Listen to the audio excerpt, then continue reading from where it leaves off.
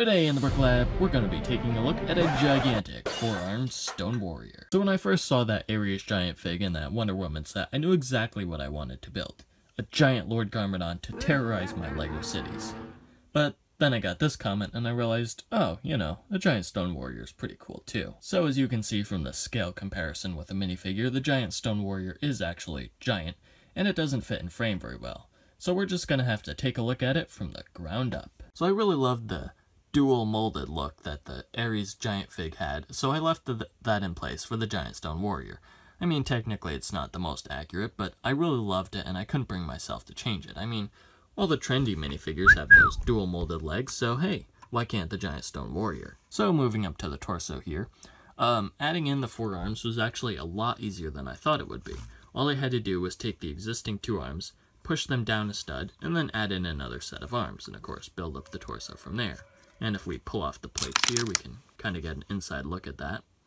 Now, originally I had wanted these hinged shoulder plates here to be fixed in place, but they really limited the articulation, and so I had them.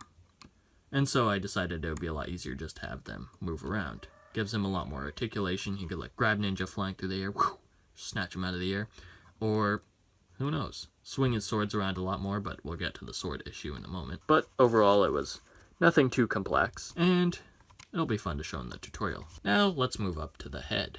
So the head was the hardest part of this thing to get right, and if you've been following me on Instagram, then you've seen the number of revisions that this thing went through before I managed to get it the way I wanted. Now, I'm still not happy about these horns. I really wish they could be in red, but unfortunately these pieces don't come in red, and I haven't been able to find a decent substitute that was in red. And if we turn it around, you can see that most of the features are here. We have the samurai helmet here, we have the giant horns, which I still want them to be red, and we have the mouth guard piece, which was actually fairly difficult to add in and get looking just right, but I think in the end it came along fairly well. It was really hard to get this design exactly right, and I think it still has a few issues, but for the most part it looks pretty good, and overall I'm happy with the way it turned out. So one final thing is the sword.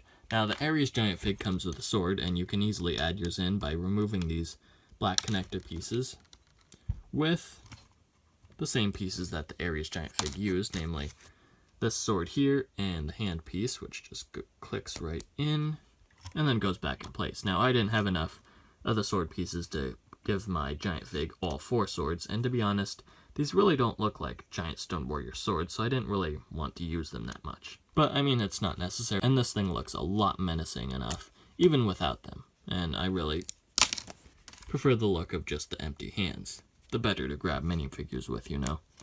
Terrorize those ninja. Anyway, I think that about covers all the main features of the build. If there's anything I forgot, I'll be sure to show it to you in the build tutorial. And now, without further ado, let's roll that end card.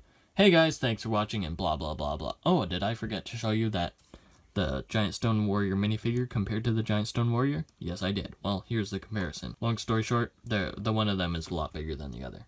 Anyway, I think that's about it. I've wasted enough of your time, so let's go.